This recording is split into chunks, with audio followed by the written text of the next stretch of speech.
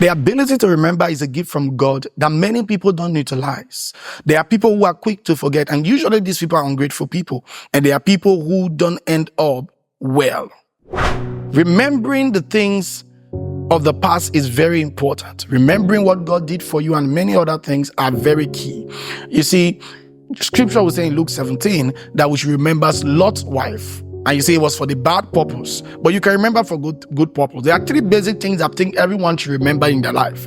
The first is to remember where you are coming from. Many people tend to come to limelight today and they forget how they started. They treat people with disdain, with disrespect and dishonor, and usually they are people who have suffered the same thing that they are persecuting others on today.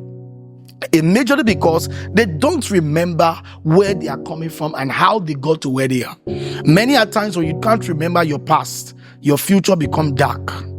And so turn to always remember your past. Remember where you are coming from. Don't keep it out of your head. Number two things you have to remember. Remember what God did for you and the men he used. So the emphasis is not just on God, but the emphasis is on the men. There are many of us who God have done a couple of things for, but he used men. And sometimes we despise the men. I hear people say things like, oh, what did he do for me? If God did not use, if God did not bless him, would he have done it for me? Hey guy, he had his choice. In as much as God was the one that orchestrated it, he had a choice. And so remember the sacrifice of people in your life and learn to appreciate them. Remember what God has done for you. Remember the channels of blessings he has used. There are a couple of channels that you are frustrated about. See, listen, whenever you don't have a good remembrance structure in your life, you will have a bad appreciation attitude. You won't learn to appreciate the things people do for you. Don't always feel that people did it because God opened the door. Thank God he opened the door, but he used men. Learn to appreciate those men if you don't want doors to close against you. Remember the sacrifice of people in your life. In your lifting story, always learn to remember where God took you from and how he used people to bless you. Pastor Sam Adeyemi shared a powerful story of how Pastor Paul Adefarasin, right, blessed him with 400,000 many years ago, right, and he used that to buy a car. But before then, he had written on his wall that he wanted to buy a certain kind of car, the color and everything, and the amount was 400,000. And so a situation came up that he had to sow his car as a seed.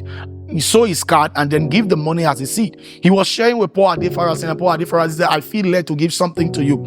And while he took the check and he was writing, he said, I'm confused about the figure the Lord is telling me to write for you. And he said, the Lord is saying I should write 400. And so he wrote 400,000. And so when Sam Adeyemi and his wife got to the house, they went to appreciate God. Thank you for the 400,000 that you provided. And while they were about kneeling down, Sam Adeyemi's eyes went to the wall where he wrote about a certain car he wanted to buy. And it was the color and everything and the amount of 400,000. And then he went to the car shop and everything and he got it. He's telling the story over 28 years later. And you see, the amazing part of it is that he didn't eradicate Paul Adefarasin's name out of the story.